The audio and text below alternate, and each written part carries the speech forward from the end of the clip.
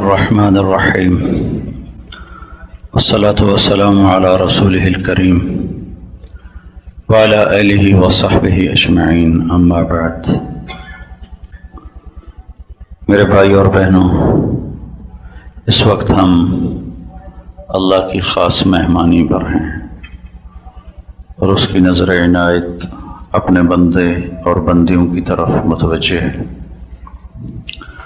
اللہ کی رحمت کے دروازے کھلے ہوئے ہیں اور اللہ اپنے بندوں کو بخشنے کے لیے ان کی دعاؤں کا منتظر، ان کی توبہ کا منتظر ہے۔ یا ایھا الذین آمنوا توبوا الی اللہ توبۃ نصوحا، یہ اس وقت کی آیت ہماری طرف متوجہ ہے۔ اے ایمان والو، پوری توبہ کرو۔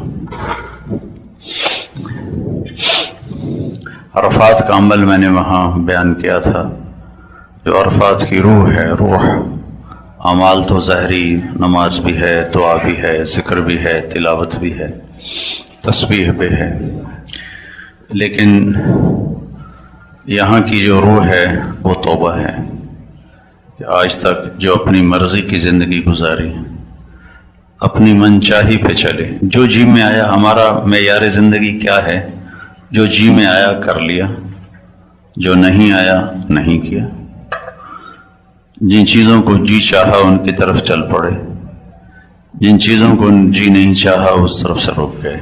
یہ ہمارا طرز زندگی ہے۔ یہاں اللہ سے یہ وعدہ کرنا ہے کہ جو تو چاہے گا وہ ہماری چاہت ہوگی، جسے تو پسند کرے گا وہ ہماری پسند ہوگی، جسے تو ناپسند کرے گا وہ ہماری ناپسند ہوگی۔ جدھر چلائے گا چلیں گے، جہاں سے روکے گا روکیں گے۔ یہاں یہ اللہ سے وعدہ کرنے کی چیز ہے۔ ہم سب اپنے اللہ سے عہد کریں کہ آج تک جو اپنی مرضی پر چلے اس پر ہم توبہ کریں گے۔ اور آج اللہ تعالیٰ کی رحمت ایسی معجزن ہے، ہر وقت بھی اس کی رحمت بے پناہ ہے، لامحدود ہے۔ خاص طور پر آج کے دن اللہ تعالیٰ پہلے آسمان پر اعلان فرما رہا ہوتا ہے، اے میرے بندو، آج تم اتنے گناہ لے کر آؤ جتنے بارش کے قطرے ہیں، اور اتنے لے کر آؤ جتنے ریت کے ذرے ہیں، اور اتنے لے کر آؤ جتنے درختوں کے پتے ہیں، اور اتنے لے کر آؤ جتنے گردش ایام میں بننے والے دن اور رات ہیں۔ اس کے برابر اگر تم اپنے گناہوں کو لاؤ گے تو آج تمہارا اللہ معاف کرنے کے لیے تیار ہے۔ ان تابوا فانا حبیبہم، تم توبہ کرو میں تمہارا دوست ہوں، اور ایسا معاف کرتا ہے۔ عسیٰ ربکم ان یکفر عنکم سیئاتکم، جب توبہ پختہ ہو جاتی ہے تو اللہ گناہوں کا نشان تک مٹا دیتا ہے اور گواہ اس کے ختم کر دیتا ہے۔ فرشتے جو کرامن کاتبین، جن سے ہم کوئی چھپا نہیں سکتے، اللہ تعالیٰ ان کے صحیفوں سے بھی مٹا دیتا ہے، ان کو بھلا دیتا ہے۔ تکفیر کہتے ہیں چھپا دینا، مٹا دینا۔ کافر کو کافر اس لیے کہتے ہیں کہ وہ حق کو مٹانے کی فکر کرتا ہے اور حق کو چھپانے کی فکر کرتا ہے، اس لیے اس کو کافر کہتے ہیں۔ قرآن نے ذمہ دار کو بھی کافر کہا ہے۔ آج لفظی معنی میں ہے کہ ذمہ دار کیا کرتا ہے؟ وہ بیج کو چھپا دیتا ہے، زمین میں بیج کو چھپاتا ہے۔ کافر کیا کرتا ہے؟ وہ حق کو چھپا دیتا ہے۔ تو اللہ تعالیٰ کیا کرتا ہے؟ جب توبہ پختہ ہوتی ہے تو اللہ سارے گناہ معاف کر دیتا ہے۔ صرف معاف نہیں کرتا، چھپا دیتا ہے۔ صرف چھپاتا نہیں ہے، مٹا دیتا ہے۔ ایک گواہ اس کا باقی نہیں چھوڑتا اللہ تعالیٰ۔ اب پھر انسان گناہ گار ہے، توبہ کر کے بھی ٹوٹ جاتی ہے۔ اگر اس سے ٹوٹ جائے تو پھر کیا کرے؟ تو اللہ تعالیٰ فرماتا ہے ان استقاتنی، جب اور جتنی دفعہ تیری توبہ ٹوٹے تو یہ تمہیں شیطان دھوکہ نہ دے کہ ایسی توبہ کا کیا فائدہ، ادھر کرتا ہوں ادھر توڑ دیتا ہوں۔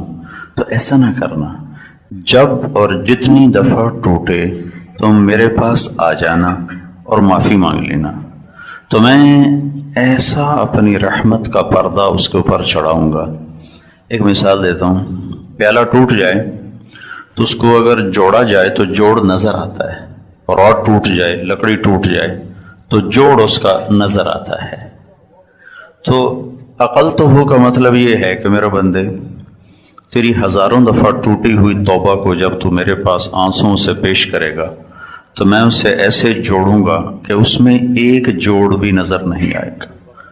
بے جوڑ کی توبہ تیرے حق میں قبول کر دوں گا، اور تیرے ایمان کے برتن کو ایسے واپس کروں گا کہ کہیں جوڑ نظر ہی نہیں آئے گا۔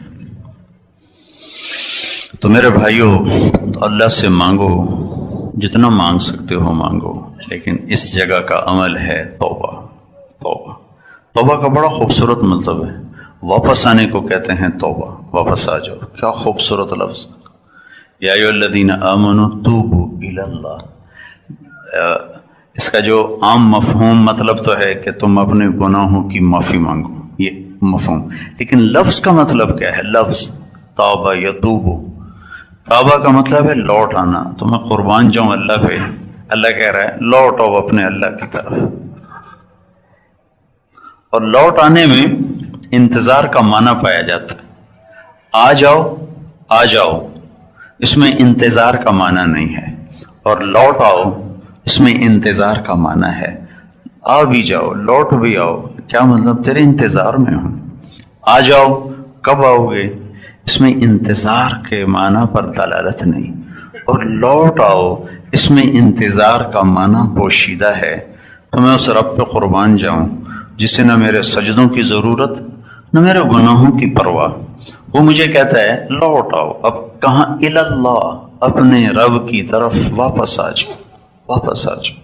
تو توبہ کیا ہے؟ اللہ کی طرف واپسی کا سفر ہے توبہ۔ تو یہ عرفات کا خاص عمل ہے کہ جب ہم یہاں سے جا رہے ہوں تو ہماری شکلیں بھی بدل چکی ہوں، اور ہمارے اخلاق بھی بدل چکے ہوں، اور ہمارا کردار بھی بدل چکا ہو۔ ایسا نہ ہو جس شکل کے ساتھ آئے اسی شکل کے ساتھ واپس چلے گئے تو اپنے آپ پر ظلم کیا ہے، اپنے ساتھ دھوکہ کیا ہے، ساری زندگی اپنے نفس کی مانی، اب اللہ کی مان لیں، اب اللہ کے رسول کی مان لیں۔ کب تک کوئی جیے گا؟ کب تک کوئی جیے گا؟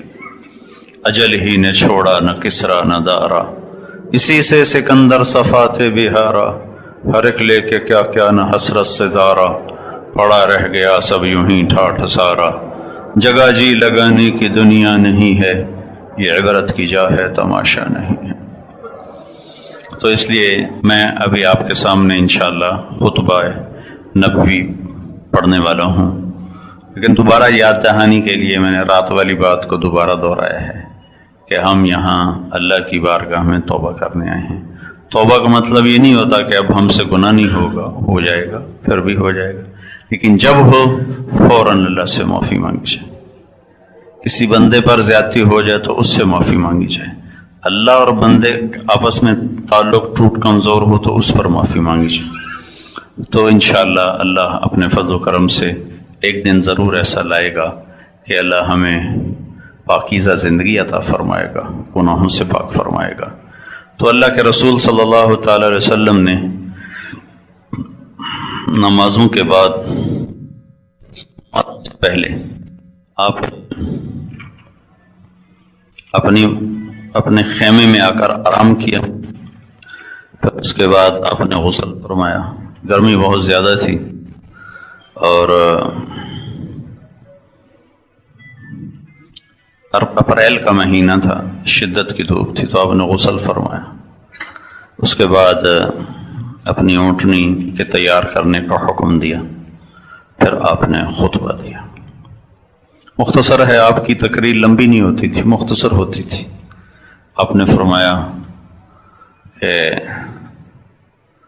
جب آپ خطبہ شروع کرنے لگے تو آپ اونٹنی کے رکاب ہوتے ہیں تو اس میں ایسے پاؤں تھے، تو ان پر آپ زور دے کر ایسے کھڑے ہو گئے، اونٹنی پر کھڑے ہو گئے، اونٹنی کے رکاب پر پاؤں رکھا اور کھڑے ہو گئے، اور کھڑے ہو کر آپ کے سامنے کوئی 1,00,000 سے اوپر مجمع تھا، 1.25 لاکھ 1.5 لاکھ، گنا تو کسی نے ہے نہیں، لیکن عام علماء اس کی جو تعداد بتاتے ہیں وہ 1 سے 1.25 لاکھ کے درمیان بتاتے ہیں کہ کوئی 1.25 لاکھ کے قریب مجمع تھا صحابہ کا. تو آپ اونٹنی پر ایسے رکاب کے اوپر زور دے کر کھڑے ہوئے اور آپ نے یہ خطبہ دیا. پہلے میں اس سارے کا ترجمہ کر دیتا ہوں، پھر جو اس میں تفصیل کی چیزیں ہوں گی ان کی تفصیل بتا دوں گا. آپ نے اللہ تعالیٰ کی حمد و ثنا کے بعد ارشاد فرمایا، اے لوگو تمہارے جان، مال، عزتیں ایک دوسرے کے لیے قابل احترام ہیں قیامت کے دن تک. جیسے آج کا دن قابل احترام ہے، جیسے آج کا شہر قابل احترام ہے، جیسے آج کا دن قابل احترام ہے اور آج کا مہینہ. ان قریب تم اپنے اللہ سے ملنے والے ہو. اللہ تم سے تمہارے اعمال کے بارے میں پوچھے گا. میں نے تمہیں اللہ کا پیغام پہنچا دیا ہے. جس کے پاس امانت ہو وہ ضرور واپس کرے. امانت کو صاحب حق تک پہنچانا تمہارے ذمہ ہے. جاہلیت کے زمانے میں جتنی تمہاری لڑائیاں تھیں آج وہ میرے قدموں تلے دفن ہو گئیں، اور میں ایک دوسرے کے قتل کو معاف کرتا ہوں. اور سب سے پہلے میں اپنے خاندان کا قتل ربیعہ بن حارث بن عبد المطلب، جن کو حذیل نے قتل کیا تھا، میں اس کے خون کو معاف کرتا ہوں. اور سنو، آج سود میرے قدموں تلے دفن ہو گیا. تمہارے لیے اصل مال ہے. نہ ظلم کرو، نہ ظلم کیا جائے. اللہ نے فیصلہ کیا ہے کہ آج کے بعد سود حرام ہے، سود نہیں چلے گا. جتنا سود میرے چچا عباس بن عبد المطلب کا تھا وہ آج میں ختم کرتا ہوں. اور سنو، شیطان اس بات سے تو مایوس ہو گیا ہے کہ وہ تمہیں پتھروں کے آگے جھکا سکے. تم میرے بعد پتھروں کے آگے تو نہیں جھکو گے، لیکن وہ تمہیں چھوٹی چھوٹی باتوں میں الجھا کر تمہیں آپس میں لڑا دے گا اور تمہیں دست و گریباں کر دے گا. تو اپنے دین کی بھی حفاظت کرنا، عزت آبرو کو بھی بچانا.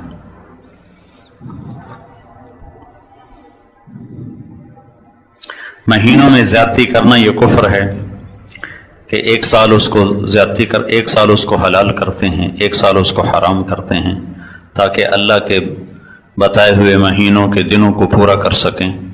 تو حرام کو حلال کر دیتے ہیں اور حلال کو حرام کر دیتے ہیں. سنو، زمانہ اپنی اصل حیات کی طرف لوٹ چکا ہے. جیسے اللہ نے دن اور رات بنائے تھے. سال 12 مہینے کا ہے اور اس میں 4 مہینے قابل احترام ہیں: ذوالقعدہ، ذوالحج، محرم اور رجب. پھر آپ نے فرمایا، اے لوگو غور سے سنو، اللہ سے ڈرو، اور میں تمہیں عورتوں کے بارے میں خاص طور پر وصیت کرتا ہوں کہ تمہارے پاس چل کر آتی ہیں، اپنے ذات کے لیے کچھ چیز کی مالک نہیں ہوتی. تم انہیں اللہ کے بول کے ساتھ حلال کرتے ہو، ان کی عزت کے مالک بنتے ہو. ان کا تم پر حق ہے، تمہارا ان پر حق ہے. تمہارا ان پر حق یہ ہے کہ یہ اپنے تمہارے بستر پر کسی ایسے آدمی کو بیٹھنے نہ دیں جسے تم ناپسند کرتے ہو، اور یہ اپنی عزت کی میں خیانت نہ کریں اور بڑی برائی میں مبتلا نہ ہوں. اگر یہ عزت میں خیانت کریں تو اللہ نے تمہیں اجازت دی ہے تم ان سے دوری اختیار کرو. ان کو سزا دو ایسی کہ جسم پہ نشان نہ پڑے. اگر یہ توبہ کر لیں تو تمہارے ذمہ ہے ان کو کھلانا بھی پہنانا بھی اچھائی کے ساتھ. لوگو، میں تمہارے درمیان 2 باتیں چھوڑ کے جا رہا ہوں، اگر انہیں پکڑ کے رکھو گے تو کبھی گمراہ نہ ہوگے. ایک میری کتاب ہے، ایک میری سنت ہے. لوگو سنو اور غور سے سنو، مسلمان کا بھائی ہے. کسی مسلمان کے لیے جائز نہیں ہے کہ کسی کے مال کو چھینے اور اس پہ ڈاکہ مارے. سوائے خوشی سے کسی کے مال کو لینا ناجائز ہے، حرام ہے. اپنے اوپر ظلم نہ کرو. اور 3 چیزوں میں خیانت نہ کرنا. ایک، اپنے عمل کو اللہ کے لیے خالص رکھنا، اس میں ریاکاری شامل نہ کرنا. ایک، بادشاہوں کو نصیحت کرتے رہنا، ان سے دنیاوی مفاد نہ اٹھانا. اور ایک، اجتماعیت کو برقرار رکھنا، جڑ کے چلنا. مل کے چلنا، ٹکڑے ٹکڑے نہ ہونا، فرقوں میں جماعتوں میں نہ بٹ جانا۔ جو دنیا کو آگے رکھتا ہے تو اللہ تعالیٰ اس کی دنیا کو بکھیر کے رکھ دیتا ہے اور مقدر کے سوا پا نہیں سکتا، اور جو آخرت کو آگے رکھتا ہے اللہ اس کے دل کو غنی کر دیتا ہے، اور اس کی دنیا اس کے سامنے ناک رگڑ کر اور جھک کر آتی ہے۔ اللہ اس بندے پر رحم کرے جو میری بات کو آگے پہنچائے، کہ بہت سے سننے والے پہنچانے والوں سے زیادہ سمجھدار ہوں گے۔ اے لوگو، اپنے ملازمین کے بارے میں تمہیں اللہ سے ڈراتا ہوں، تمہارے ملازمین کے بارے میں تمہیں اللہ سے ڈراتا ہوں۔ انہیں وہ کھلاؤ جو خود کھاتے ہو، وہ پہناؤ جو خود پہنتے ہو۔ اگر وہ کوئی غلط کام کریں اور تم چاہتے ہو ان کو سزا دینا تو سزا نہ دینا، سزا نہ دینا، انہیں بیچ دینا، انہیں فارغ کر دینا، سزا نہ دینا، انہیں عذاب نہ دینا، انہیں ذلیل نہ کرنا، انہیں بے عزت نہ کرنا۔ میں تمہیں پڑوسی کے بارے میں بہت زیادہ نصیحت کرتا ہوں۔ پھر آپ نے فرمایا اللہ نے حقدار کو حق دے دیا ہے، وارث کے لیے وصیت جائز نہیں ہے، بیٹا نکاح سے ہوتا ہے، زنا کا زانی کے لیے پتھر ہے، یعنی اس کو سنگسار کرنا ہے۔ جو اپنے خاندان کے علاوہ کسی اور خاندان کی طرف اپنے آپ کو منسوب کرے گا تو اس پر اللہ کی لعنت ہے، فرشتوں کی لعنت ہے، اللہ اس کا کوئی عمل قبول نہ کرے گا۔ کسی سے کوئی چیز تم استعمال کے لیے مانگو تو واپس کرو، دودھ کے لیے جانور مانگو تو واپس کرو، قرضہ چڑھ جائے تو ادا کرو، ضمانت اٹھاؤ تو بھرنی پڑے گی۔ آپ نے ضمانت اٹھائی اور اگلے نے نہیں دیے تو پھر آپ کا دینا ذمہ ہوگا۔ پھر آپ نے فرمایا کفر اور شرک والے سورج غروب ہونے سے پہلے پہلے عرفات سے نکل جاتے تھے، ہم ان کے طریقے کی مخالفت کریں گے، ہم نکلیں گے جب سورج غروب ہو جائے گا، یہاں تک کہ اچھی طرح غروب ہو جائے گا، پھر ہم عرفات سے نکلیں گے۔ پھر آپ نے فرمایا ان قریب اللہ تم سے میرے بارے میں پوچھنے والا ہے تو تم کیا جواب دو گے؟ تو صحابہ نے کہا ہم کہیں گے انک بلغت وادیت ونصحت، ہم یہ کہیں گے کہ یا اللہ یا رسول اللہ آپ نے پہنچا دیا، ادا کر دیا، نصیحت کر دی۔ پھر آپ نے انگلی اٹھائی اور کہا اللہم اشہد اللہم اشہد اللہم اشہد، 3 دفعہ فرمایا۔ پھر آپ نے کہا لبیک اللہم لبیک انما الخیر خیر الآخرہ، خطبے کے آخر میں آپ نے یہ ارشاد فرمایا۔ یہ مختصر سا خطبہ ہے، 23 برس کی محنت کے بعد آپ نے زندگی کا نچوڑ بیان کیا ہے، معاملات کو بیان کیا ہے، اخلاق کو بیان کیا ہے، عبادات کو بیان نہیں کیا۔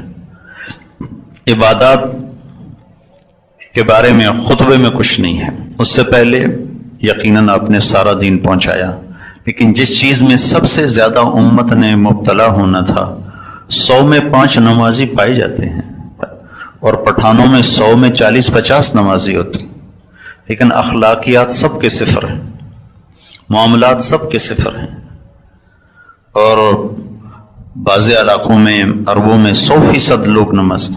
میں چارٹ گیا یہ ابھی فروری میں، تو میں نے پوچھا کتنے فیصد نمازی ہیں، تو وہ کہنے لگا ویسے تو 100% ہیں، احتیاطاً کہتا ہوں 99% نمازی ہوں گے چارٹ میں، ویسے تو 100% ہیں، احتیاطاً کہتا ہوں 99% ہوں گے۔ تو مجھے بڑی حیرت ہوئی، اور واقعی میں نے دیکھا کہ جب نماز کا وقت ہوتا تھا تو ہر طرف نماز ہی نماز ہو رہی ہوتی تھی، اور بازاروں میں اور سڑکوں پر گلیوں میں صفیں بنی ہوتی تھی اور مسجدیں بھی بھری ہوتی تھی۔ تو عبادات کی فضا تو قائم ہے، اخلاقیات اور معاملات یہ مٹ چکے ہیں، بھول چکے ہیں، عرب و عجم بھلا چکے ہیں، پھر ایسا بھولے ہیں کہ بھولنا بھی بھولا چکے ہیں۔ تو سب سے زیادہ جس چیز میں ہم نے ہلاک ہونا تھا اس کو سب سے پہلے بیان کیا، تمہاری عزت ایک دوسرے پر واجب اور فرض، تمہارے مال ایک دوسرے کے لیے حرام ہیں، تمہارے خون ایک دوسرے پر حرام ہیں، ایک دوسرے کا خون نہ بہانا، ایک دوسرے کے مال نہ لوٹنا، ایک دوسرے کی پگڑی نہ اچھالنا۔